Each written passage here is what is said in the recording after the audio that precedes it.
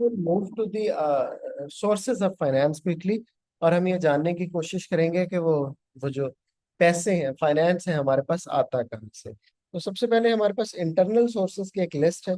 पहले जरा उसे देख लेते हैं। ये इंटरनल सोर्सेज वो हैं जो within the business, business के पास ही होते हैं। Business do not need to ask someone के जी वो पैसे मुझे कोई कहीं से लोन अरेंज कर ले, ऐसा कुछ नहीं है। It's available with the business, with in the business, and business can any time use दोस। सबसे पहला जो फेमस इंटरनल सोर्स है, that is retained earning.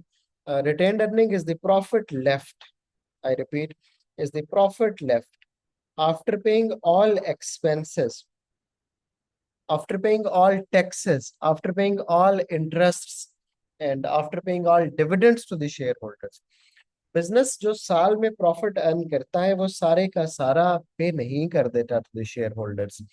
Business उसमें से कुछ पैसे अपने पास कीप कर लेता है फॉर फ्यूचर इन्वेस्टमेंट्स, कि जब जरूरत पड़ेगी तो फिर उसको यूज कर लिया जाएगा। ये जो profit kept for the purpose of future investments है, इसको हम रिटेन्ड अर्निंग बोलते हैं। रिटेन्ड अर्निंग किसी भी बिजनेस को अपने पास रखने के क्या फायदे होते हैं? सबसे पहले तो बच्चों ये कन्वीनियंट है, इट्स अवेलेबल विद यू। जब आपको जरूरत पड़ेगी, you do not need to ask someone, आप फौरी तौर पे इसको यूज कर सकते हैं। दूसरी इंपॉर्टेंट बात यह है कि ये अपनी कंपनी के अपने पैसे हैं, आपके ऊपर कोई ऑब्लिगेशन नहीं है कि किसी को ये वापस करने हैं। हाँ, शेयर होल्डर्स को करने हैं, लेकिन अभी आई टोल्ड यू कि shareholders are very patient people, they can wait for years and years. अच्छा, और अगर आप रिटेन अर्निंग यूज करते रहते हैं तो आपकी बोरोइंग कैपेसिटी तो 100% रहती है ना। बोरोइंग कैपेसिटी तब कम होती है जब आप लोन लें, क्योंकि आप एक सर्टेन लिमिट तक ही लोन लें। लेकिन अगर आप रिटेन अर्निंग को यूज करेंगे तो आपकी बोरोइंग कैपेसिटी तो 100% रहेंगे, फिर जब भी कभी लोन चाहिए होगा ले लेंगे। ठीक है। और बिजनेस का कोई रिस्क भी नहीं है, कोई प्रॉपर्टी किसी को नहीं दी हुई, कोई लोन नहीं लिया हुआ कि जी वो जो प्रॉपर्टी है उसके बदले में आपको कुछ पैसे, आप जो प्रॉपर्टी वापस कर नहीं, लोन वापस कर सकेंगे तो प्रॉपर्टी के पैसे आप या प्रॉपर्टी प्लेज कर दीजिएंगे, ऐसा कुछ नहीं है। Retained earning is your money, your property is not at risk, वो हमेशा आपके अपने यूजफुलनेस में ही रहेगा।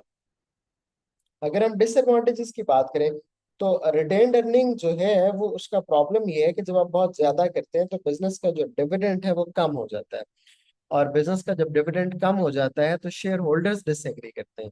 आपको अगर 100 मिलियन का हुआ, अगर 100 मिलियन की रिटेन्ड अर्निंग्स हुई, अगर 100 मिलियन का प्रॉफिट हुआ, तो आप उसमें से जो है वो 10 मिलियन तो आपने फॉर एग्जाम्पल रख लिया रिटेन्ड अर्निंग के तौर पे, और 90 मिलियन आपने पे कर दिया फॉर एग्जाम्पल डिविडेंड की फॉर्म में।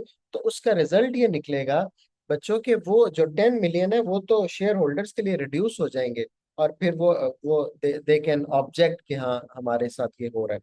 और फिर retained earnings are lesser in amount, ये बहुत ज्यादा पैसे नहीं होते, आप इनको यूज नहीं कर सकते for the purpose of further कहीं, यानी बड़े एक्सपेंडिचर के लिए, particularly when it comes to the capital expenditure, तो ये बहुत ज्यादा यूजफुल नहीं होता।